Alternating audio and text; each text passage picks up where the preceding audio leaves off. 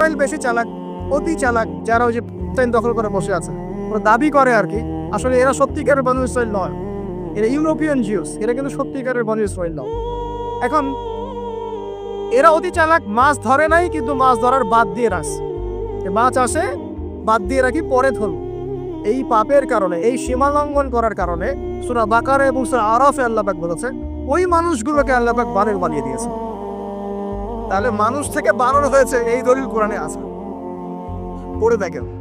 মানুষ থেকে যে বানর হয়েছে এই দলিল কোরআনে আছে, সূরা বাকারায় আছে, সূরা আরাফের মধ্যে। শনিবারের সীমা লঙ্ঘন করার কারণে এই অপরাধ, এই পরিণতি আল্লাহ পাক কিছু মানুষকে দিয়েছে। তারা এখনো জীবিত আছে কিনা আমরা জানি না, ওদেরকে আল্লাহ পাক বেড়ে ফেলেছেন না বেঁচে আছে আমরা এগুলো জানি না, কারণ কোরআন এগুলো নিয়ে কথা বলে না, এতটুকু কোরআন বলেছে। তবে এখনো কিন্তু বহু বাইরের মানুষ আকৃতির প্রাণীকে আল্লাহ পাক ভেতর থেকে বানর বানিয়ে দিচ্ছে, দেখছেন না? এটা নিয়ে একটা কথা বলতে চাই, সেটা হলো কিয়ামতের আগে আগে আরো কিছু মানুষকে আল্লাহ পাক কিন্তু শূকর এবং বানরে পরিণত করবে। এই হাদিসটা কি জানেন? হাদিসটা শুনে রাখেন, এটা আখিরুজ জামান রাতে আমাদের আলামত সংক্রান্ত হাদিসগুলোর মধ্যে পাবেন।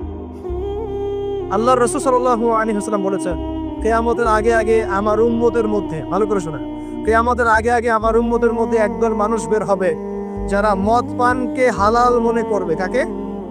মদ পান করাকে হালাল মনে করবে, যারা বাদ্যযন্ত্র, গায়িকা, নায়িকা এগুলো নিয়ে নর্তকী নাচাবে রাতের বেলা, এগুলোকে হালাল মনে করবে, যারা অশ্লীলতা, বেহায়াপনাকে জায়েজ করে নিবে।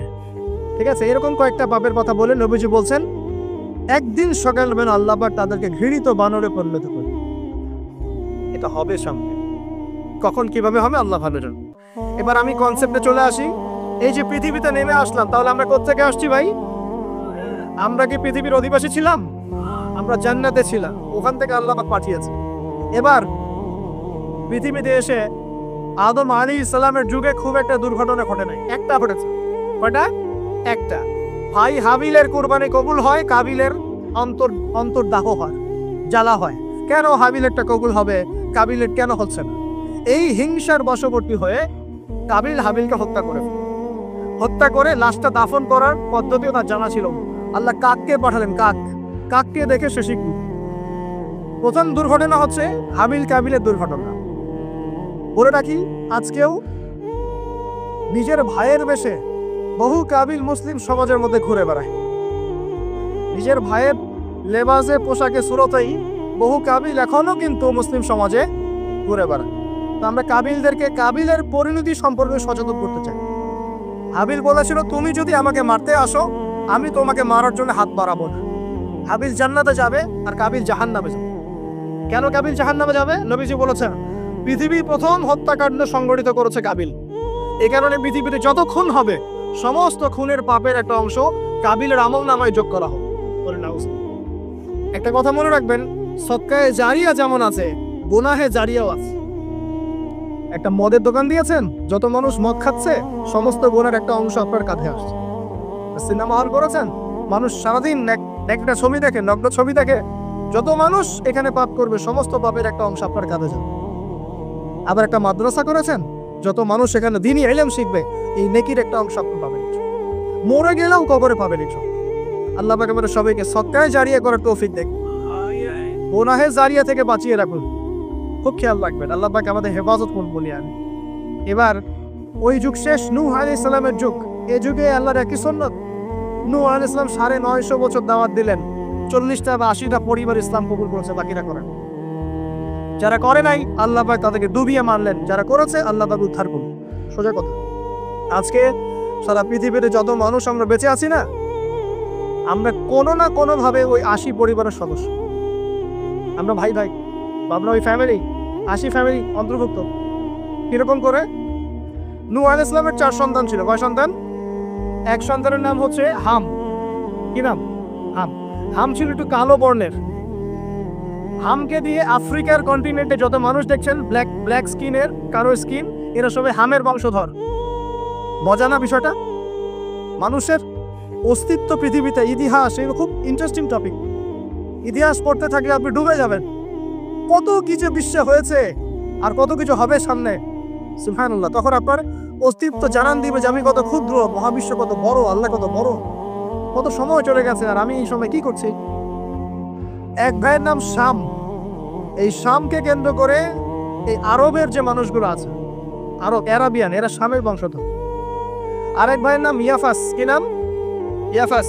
ইয়াফাসের বংশধর হচ্ছে পশ্চিমারা, মানে রোমক যারা তারা।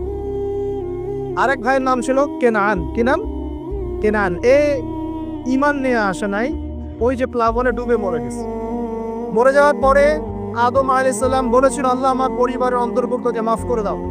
আল্লাহ বলেছেন, লাইসা মিন আহলিক, সে তোমার পরিবারের কেউ না। নবীর সন্তান হয়েও, নবীর সন্তান হওয়ার পরেও ইমান না আনার কারণে সে জাহান্নামে গেছে।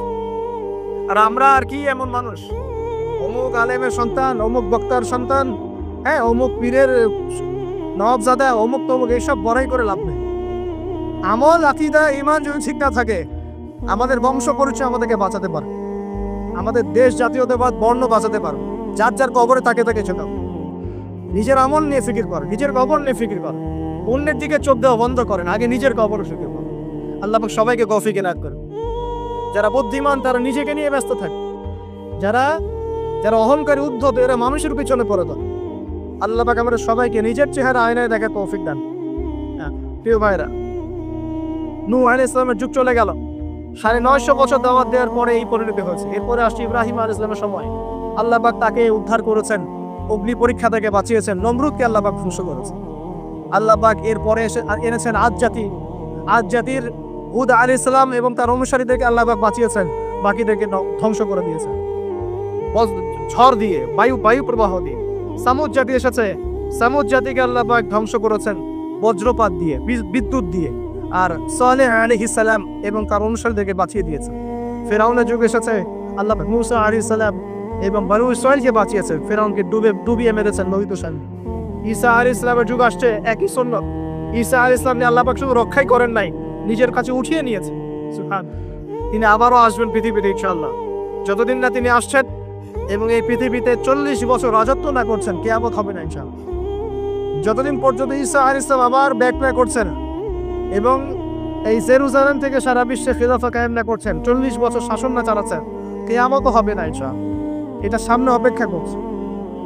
এবং নবী সাল্লাল্লাহু আলাইহি ওয়াসাল্লামের যুগে আবু জাহেল, আবু লাহাব বা সাহেবাদেরকে আল্লাহ পাক ধ্বংস করেছেন, আল্লাহর নবী এবং সাহাবীদেরকে আল্লাহ পাক সম্মানিত করেছেন। আপনি কি পুরো হিস্ট্রির মধ্যে একটা সুন্নত দেখতে পাচ্ছেন, কমন সুন্নত? কি সুন্নত? প্রত্যেক যুগে যুগে যারাই আল্লাহর ওই যে বিধান মেনে চলেছে, সমকালীন নবী রাসূলদের আনুগত্য করেছে, আল্লাহ পাকের আনুগত্য করেছে, আল্লাহ পাক তাদেরকে উদ্ধার করেছে দুনিয়াতেও পরকালে। প্রত্যেক যুগে যুগে যারাই আল্লাহকে মানে নাই, রাসূলকে মানে নাই, আল্লাহর আসমানি কিতাবকে মানে নাই, বিরুদ্ধাচরণ করেছে, কুফরি করেছে, শিরক করেছে, আল্লাহ পাক সবাইকে ধ্বংস করে দিয়েছে, কারো কোনো পরোয়া। এই সিলসিলা আজও অব্যাহত আছে, আগামীতেও থাকবে।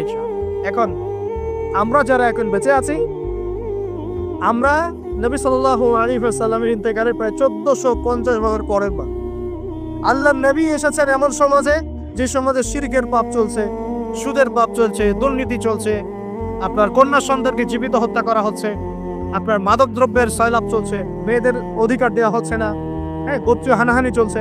ওই সমাজটাকে তিনি 23 বছরের মধ্যে পাল্টে ফেললেন। কত বছর? 23 বছর। কিভাবে পাল্টালেন? উত্তর, তিনি প্রথমে জ্ঞানের চর্চা করেছেন। কিসের চর্চা? জ্ঞানের। আল্লাহ পাক প্রথম ওহী নাযিল করেছেন, ইকরা বিসমি রাব্বিকাল্লাযী খালাক, পড়ুন আপনার রবের নামে যিনি আপনাকে সৃষ্টি করেছেন।